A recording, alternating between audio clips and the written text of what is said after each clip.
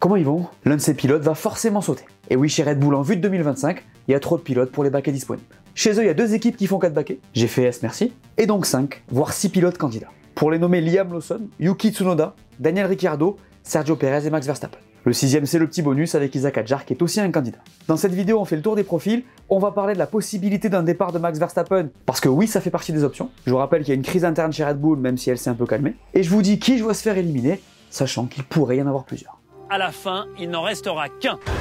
Bah non Denis, il en restera 4 du coup. Qu'est-ce que tu racontes? Allez, on en parle. Pour aider la chaîne à se développer et me permettre de faire encore plus de vidéos, abonne-toi, laisse-moi ton meilleur pouce levé et profite de cette vidéo.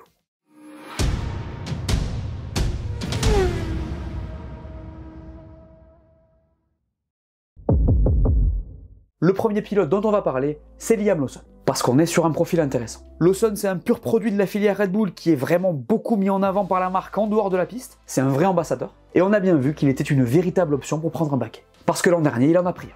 Tout simplement. Par la force des choses, puisque c'était suite à la blessure de Daniel, mais Red Bull ne s'est pas vraiment posé la question de qui elle allait mettre. Le gars y est allé direct sans réfléchir. Et le moins qu'on puisse dire, c'est qu'il s'en est bien sorti. À Zandvoort, il a tout de suite été dans le coup malgré des conditions dantesques où certains pilotes plus expérimentés se sont fait piéger. Suivez mon doigt. Et on peut même élargir aux 5 courses qu'il a disputées avant le retour de Ricciardo. Attends, le mec a marqué des points dès son 3ème Grand Prix, et à Singapour il fait Q3 en sortant Max Verstappen. Dis-moi que t'es prêt pour la F1 sans me dire que t'es prêt pour la F1. Vous l'avez compris, et c'est logique, de par tout ce que j'ai mentionné, Liam Lawson est un prétendant logique à un baquet dans l'une des écuries Red Bull. Donc logiquement, chez Racing Bulls. Ça fait longtemps qu'ils n'ont pas mis un nouveau pilote de chez eux dans la voiture, la logique serait qu'il fasse son apparition dans l'équipe. Vous me direz ce que vous en pensez en commentaire, mais perso je pense qu'il y sera. Helmut Marko a déclaré qu'il voulait le voir dans la voiture. Pression sur Daniel, mais on en parle dans sa partie. Et au vu de ses perfs récentes, on ne peut que comprendre qu'il veuille lui donner un volant. D'ailleurs, pour revenir sur les déclats du docteur, il n'est pas exclu qu'on le voit débarquer plutôt que prévu. Double pression sur Daniel. En fait, ce que je trouve intéressant, c'est que dans son cas, c'est d'une logique implacable. Il est le prochain pilote sur cette liste, sans aucun doute possible vu ce qu'il a montré. J'ai parlé d'Isaac Hadjar dans l'intro et c'est un candidat très solide sous réserve qui réussit sa saison de F2. Perso, je pense qu'il est fort possible qu'on le voit chez Racing Bulls l'an prochain si c'est le cas, mais il est absolument logiquement derrière Lawson dans la hiérarchie Red Bull. Bref, notre cher Liam, je le vois arriver en Formule 1 très rapidement. 2025 presque sûr, 2024 peut-être. Yuki. Qu'est-ce que Red Bull va faire de lui? Je trouve que son cas est vraiment intéressant, les gars. Parce que Yuki, malgré ce qu'on a pu dire, il est en train de faire monter sa cote. Alors il y a eu que 5 Grands Prix cette saison, je ne tire pas de conclusion hâtive sur 2024, mais il faut dire que depuis 2023, sa dynamique est assez bonne. On lui reprochait de ne pas s'entraîner, de ne pas être sérieux, un certain manque de résultats. Je pense qu'on est beaucoup mieux depuis une saison et demie. Après j'ai envie de vous dire, heureusement quand c'est ta 4ème saison de F1, mais bon faut le dire. En fait ce qui est intéressant, c'est que le petit japonais est de plus en plus coté. Il est solide, il porte son équipe, il se comporte de plus en plus en leader. Je pense qu'on commence à le voir différemment. Depuis le départ de Pierre Gasly, il domine ses coéquipiers. En vrai, il fait le job. Maintenant, ça pourrait être plus compliqué pour lui chez Red Bull. On le sait, à la base, il est là sur demande de Honda. Les Japonais quittent Red Bull en 2026. Je pense pas que Yuki ait suffisamment de crédit pour aller dans l'écurie mère. En vrai, il y a moyen que 2024 soit sa dernière année avec eux. Ça fait 4 saisons, t'as un Lawson et un Hadjar qui sont là et qui poussent. Sous réserve d'une bonne saison d'Isaac en F2, franchement, je vois bien le management de Red Bull le sortir. En soi, ça serait pas forcément juste, mais ça serait pas forcément injuste non plus. Je vous rappelle que cette écurie est faite pour les jeunes pilotes de la filière à la base. Coup dur pour Yuki si ça arrive, mais pas tant que ça. Parce qu'Honda reste en F1, les gars. Ils se maquent avec Aston en exclu, et ils ont déjà commencé à parler de Yuki. Des petites déclats à droite à gauche. Honnêtement, je trouverais pas ça déconnant qu'on le mette là-bas. Vu ce qu'il montre en ce moment, à côté d'un Fernando qui tient la baraque, ça serait pas illogique. Alors il y a l'inconnu Stroll, ça peut paraître impossible, mais en vrai, vu ce qu'il fait en Formule 1, je ne vois pas comment Aston pourrait le conserver. Le papa est propriétaire, certes, mais bon, il y a d'autres actionnaires, et puis à un moment donné, ça va, quoi. En plus, Aston sera en WEC en 2025, il y a moyen que ça puisse être une belle porte de sortie pour Lance. Perso, j'y crois. Bref, malgré ses performances, je pense que Yuki est sur la fin chez Red Bull, mais qu'il y a de grandes chances qu'on puisse le voir encore sur la grille l'an prochain. Dites-moi ce que vous en pensez en commentaire. Sujet épineux, Daniel Ricciardo. Je sens que ce chapitre va vous faire mal. Parce qu'il est un pilote Racing Bulls, mais que ça pourrait ne pas durer. Aussi simple que ça. On le sait, Daniel, à la base, il est là pour être testé afin d'être une solution au baquet de Perez. Vous connaissez ses relations avec Horner, spoiler alert, elles sont excellentes, mais son retour est vraiment compliqué. Il revient en Hongrie, fait 2 Grands Prix et se casse la main à Zandvoort, rate 5 courses, revient 5 Grands Prix avant la fin sur lesquels il est moyen sauf au Mexique, et se fait rouler dessus sur le début de saison 2024. Il est inexistant face à son coéquipier, même s'il joue quand même franchement de malchance. CF le Japon et la Chine. Beaucoup disent qu'il est fini et qu'il n'a plus sa place, donc c'est la souffrance pour Danny Ric. Alors son discours est assez intéressant depuis le début de saison.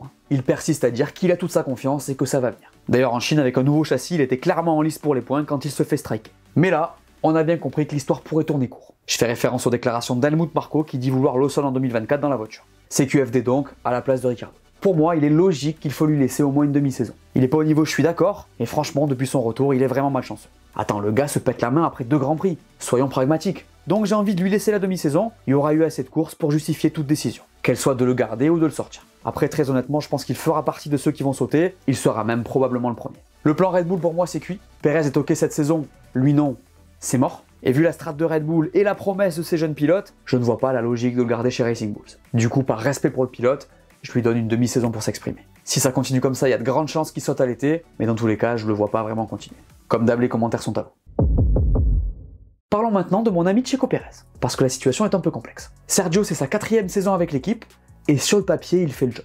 Sur le papier. Il se fait littéralement broyer par Max, j'ai même pas besoin de vous donner les chiffres, et disons qu'il est un numéro 2 ok tant que l'écurie domine. Si on regarde 2022, limite je suis trop gentil. Il fait P2 sur le fil avec une voiture qui domine comme jamais, notamment en étant en moyenne P8 sur la grille. Ça, j'ai déjà dit. Alors, faut remettre les choses dans leur contexte. Checo a un style de pilotage différent de celui de Max, et ça lui coûte dès que le développement de la voiture commence, ce qui fait que sa perf peut s'écrouler notamment, mais bon, ça reste assez insuffisant. En fait, selon moi, Pérez n'offre pas de garantie de performance à Red Bull dans une optique où le championnat serait disputé. En fait, je pense tout simplement qu'il n'est pas un pilote de top team.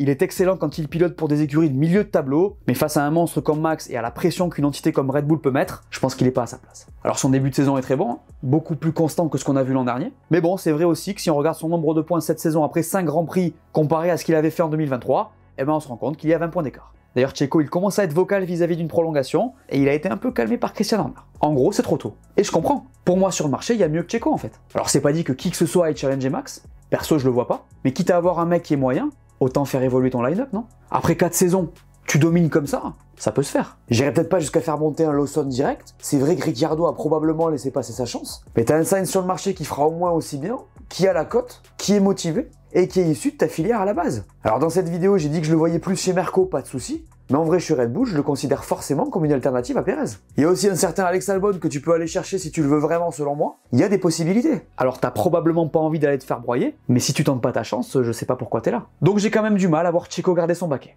Je sais pas. Je me dis que t'es Red Bull, tu peux faire mieux. Alors il est bankable, il apporte de l'argent, il est important pour Red Bull en Amérique centrale, je sais, mais sportivement, je pense qu'il est temps de passer à autre chose. J'imagine que vous serez pas forcément d'accord avec moi, mais donnez-moi vos avis et je passerai vous répondre. Messieurs, dames, parlons maintenant de celui qui tient le marché des transferts. J'ai nommé Max Verstappen. Parce qu'il y a un sujet avec ce garçon. Alors certains vont dire qu'il a un contrat jusqu'à 2028, qu'il n'y a rien à dire parce que Red Bull domine, je sais, mais ça va plus loin que ça. D'abord, chez Red Bull, il y a une crise interne, ça vous le savez. Apparemment, elle s'est calmée, mais il y a une bataille de gouvernance très importante, et il semblerait que l'entourage de Max soit impliqué. Donc ça pourrait compter. Ensuite, et de manière presque pragmatique, j'ai envie de vous dire, il y a cette nouvelle réglementation 2026 qui se base fondamentalement sur le moteur. L'aéro va changer aussi, mais on va principalement faire évoluer les unités de puissance, et ça c'est très important. Parce que ça fera 12 ans qu'on n'aura pas eu de changement aussi important sur le moteur. En 2026, l'aéro aura moins d'impact que le moteur sur les perfs, donc par exemple, un certain Adrian Newey aura moins d'effet sur la voiture qu'il dessinera. Du coup, sachant que Red Bull fera son moteur avec Ford, qui va littéralement débarquer en F1 en 2026, il est logique qu'un changement d'équipe puisse être à l'ordre du jour pour Max. Les gars, sur ce moteur Red Bull Ford, il y a 2 raisons pour lesquelles je ne vois aucune garantie. D'abord, c'est Ford qui manque forcément d'expérience par rapport aux autres motoristes en F1, et ensuite, ce n'était pas le premier choix de Red Bull. Je vous rappelle que dans un premier temps, il voulait bosser avec Porsche. Donc pour moi, ça semble un peu compliqué. En vrai, si tu compares ce genre de plan avec celui d'un motoriste présent depuis longtemps comme Ferrari ou Mercedes, il est logique que tu préfères aller avec l'une de ces 2 équipes. Alors vous pourriez me dire, mais c'est fou de quitter Red Bull avec cette domination. Il s'assoirait assurément sur un titre 2025. Je suis d'accord, mais il y a encore plusieurs choses à prendre en compte. D'abord, c'est pas dit qu'en 2025, Red Bull domine encore autant. En 2025, il y a encore plus de chances que les performances se resserrent, même s'il devrait encore être favori pour le titre, bien évidemment. Disons qu'en termes de probabilité, ça descend. Après, on s'entend bien, normalement, ça sera pas Mercedes. Donc il s'assoirait forcément sur un titre. Ensuite, Merco a besoin de quelqu'un en 2025. Je sais pas qui va accepter de prendre un an dans cette voiture, sachant que Max arrive derrière. Et enfin, et pour moi c'est le plus important, c'est toujours mieux d'arriver dans une équipe un an avant ce genre de changement de réglementation. Regardez ce qu'a fait Hamilton en 2013 déjà chez Merco. Voilà le raisonnement qui pourrait faire partir Max. Pour moi c'est absolument rationnel, je vous dis pas que c'est ce qui va se passer, mais disons qu'il y aurait une certaine logique derrière selon moi. Après j'ai toujours du mal à y croire, et en vrai je vais pas m'engager sur un pari parce que là c'est vraiment complexe. Il y a l'affaire Horner en tâche de fond, il y a la perf des moteurs 2026 qui va absolument tout changer, ça fait beaucoup. Après il y a du fond dans cette possibilité, vous avez vu les déclats de Toto Wolff et de Christian Horner, on peut imaginer que ça discute. En vrai pour Max ça serait assez logique d'au moins voir ce qu'il y a derrière le projet Mercedes pour 2026. Bref pour lui ça part vraiment de loin, mais il y a moyen qu'on ait une surprise. Vous l'aurez compris, dans la sphère Red Bull il va se passer des choses très prochainement. Donnez-moi aussi vos avis sur Max. Voilà, merci à tous de m'avoir écouté, j'espère que cette vidéo vous a plu, laissez-moi un pouce bleu, dites-moi en commentaire ce que vous pensez de tout ça. N'oubliez pas d'aller voir mes dernières vidéos que vous n'aurez pas vues, dites-moi tout, et on s'abonne. Allez, ciao!